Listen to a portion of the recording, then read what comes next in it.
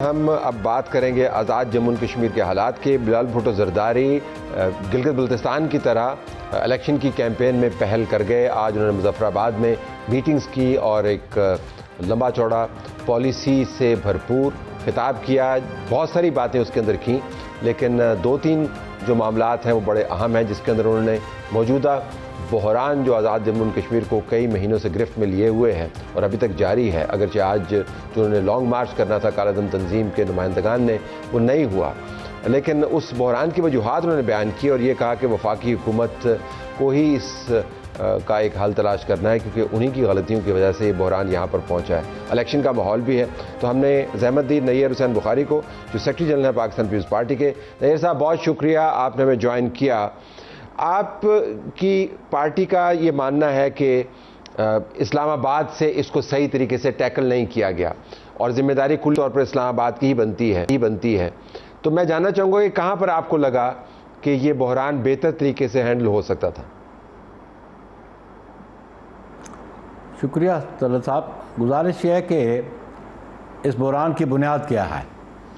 آپ کو وہ دیکھنا پڑے گا۔ بنیاد یہ ہے کہ لاسٹ ایئر جب جوائنٹ ایکشن کمیٹی نے بہت سارے مطالبات رکھے اور اراؤنڈ کوئی 38 پوائنٹس سے 39 پوائنٹس سے تھے، تو بہت سارے تو گورنمنٹ کہتی ہے ریزالو بھی ہوئے، الیکٹرسٹی بلز کے حوالے سے تھی، سبسڈی تھی گندم کے حوالے سے، لیکن پرائمریلی جو ایشو ریزالو نہ ہو سکا وہ تھا ریفیوجیز کی سیٹس جو پاکستان میں،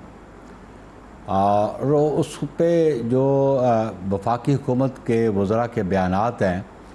اس نے ماحول کو اور خراب بھی کیا اور پیچیدہ بھی کر دیا، کیونکہ جوائنٹ ایکشن کمیٹی یہ سمجھتی ہے کہ رانا ثناء اللہ صاحب کا بیان ایک وہ کوٹ بھی کرتے ہیں کہ جی انتخابات میں ہماری گنتی تو 11 سے شروع ہوتی ہے، میننگ دیر بائے کہ 11 سیٹس تو ہم یہاں سے لے کے چلتے ہیں، تو وہ پھر جوائنٹ ایکشن کمیٹی کے لوگ سمجھتے ہیں کہ وہ ٹرو ریپرزنٹیشن نہیں ہے، اس لیے کہ ماضی میں بھی آپ نے دیکھا ہوگا کہ جب بھی انتخابات گلگت بلتستان میں ہوتے ہیں یا کشمیر میں ہوتے ہیں، تو جو حکومت وفاق میں ہوتی ہے یا صوبہ پنجاب میں ہوتی ہے وہ رزلٹس کو افیکٹ کرتی ہے، وہ سمجھتے ہیں کہ یہ ریفیوجیز کی ٹرو ریپرزنٹیشن نہیں ہے۔ سیکنڈلی جو آزاد کشمیر کی 33 سیٹس ہیں، بھلا وہاں پہ وہ کوئی جماعت سیٹیں لے بھی جائے زیادہ، لیکن یہ جب ایڈیشن ہو جاتی ہے 10-11 سیٹوں کی تو ٹرو ریپرزنٹیشن نہیں رہتی، تو انہوں نے کہا کہ یہ سیٹیں ریموو کر دو، ان کو ایبولش کر دو۔ اس پہ کمیٹی بنی، اس میں 2 ممبر ہمارے بھی تھے، یہاں وفاق کی وزراء بھی تھے،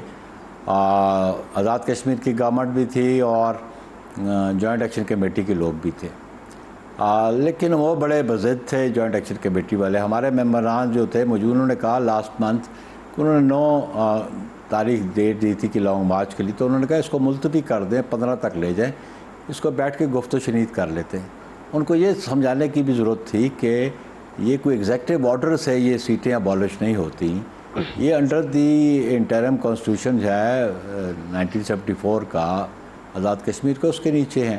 تو اس کے لیے آپ کو امینڈمنٹس چاہیے، لیکن وہ بڑے بضد تھے۔ اور چیئرمین صاحب نے آج بھی کہا کہ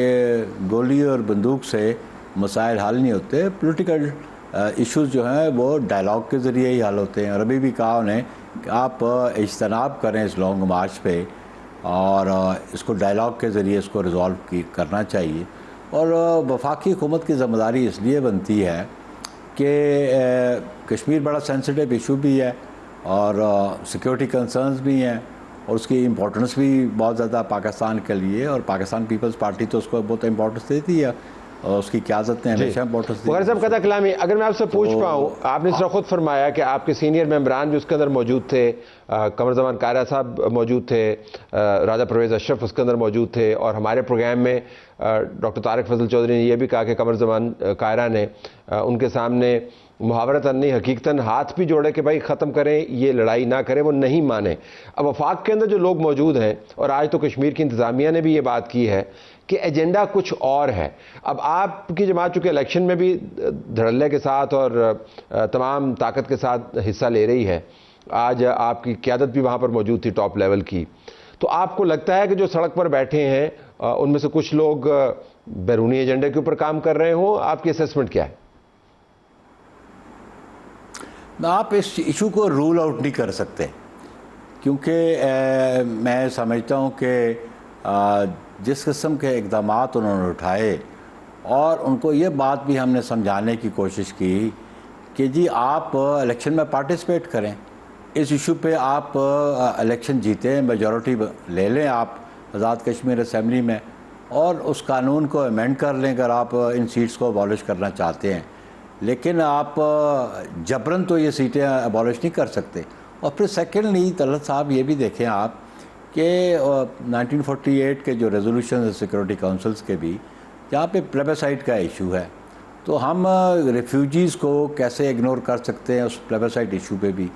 تو اس لیے ان کو سمجھانے کی ضرورت ہے، اور یہ آپ بالکل رول آؤٹ نہیں کر سکتے کہ جس قسم کے انہوں نے ہتھ کنڈے استعمال کیے، جس طرح فورسز پہ لا انفورسمنٹ ایجنسیز پہ اٹیکس کیے، کل جو راولہ کوٹ میں ہوا، 2 دن پہلے جو کوٹلی میں ہوا، اور جو الیکشن کا ماحول وہ خراب کر رہے ہیں، کیونکہ جو کینڈیڈیٹس ہیں ان کو تو ایکسیس ہی نہیں ہے اپنی کانسٹیچوئنسیز میں، بعض ڈسٹرکٹس میں، تو آبویسلی جو ریاست ہے وہ ان چیزوں کی تو اجازت نہیں دے گی کہ بدامنی پہلے لا اینڈ آرڈر کی سچویشن کریٹ ہو۔ لیکن at the same time chairman Bilawal نے ٹروتھ اینڈ ریکنسیلیشن کمیشن کی بھی بات کی ہے، اور آپ کو خود سمجھ ہے کہ ٹروتھ اینڈ ریکنسیلیشن کنسیپٹ کہاں سے یہ ڈیولپ ہوا، اور الٹیمیٹلی اس کا یہی تھا کہ لیٹس فائنڈ آؤٹ کہ اصل حقیقت کیا ہے، اور پھر then let's come to the reconciliation, کیونکہ جبر کے ذریعے تو ایشوز ریزالو نہیں ہوتے۔ پیپلز پارٹی ہمیشہ ڈائلاگ پہ بلیو کرتی ہے، اور ہم نے کہا ڈائلاگ کے ذریعے اس کو ریزالو کرنا چاہیے، اور اس پہ وفاقی حکومت کو بھی اپنا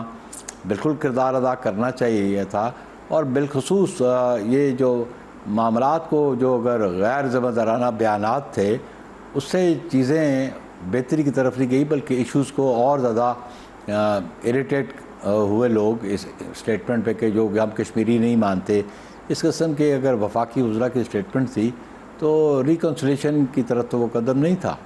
تو اب میں سمجھتا ہوں کہ کیونکہ ابھی 12 دن آپ کا بہت شکریہ، آپ نے اپنی پارٹ کا نقطہ نظر بیان کیا اور یہ واضح انداز سے بتا دیا کہ جس قسم کی بات چیت ہوئی ہے اس میں سے یہ نتیجہ بھی اخذ کیا جا سکتا ہے کہ حالات کو خراب جان بوجھ کے کیا گیا، لیکن ذمہ داری بہرحال موجود ہے، سینسٹیو معاملہ ہے اور اس کو سینسٹیو طریقے سے ہی حل کرنا ہے۔ پروگرام ہمارا جاری ہے، اگلے حصے میں ہم بات کریں گے پیٹرولیم کے ذخائر کے حوالے سے۔ ہمارے پاس صرف 15 دن کے پیٹرولیم کے ذخائر رہ گئے۔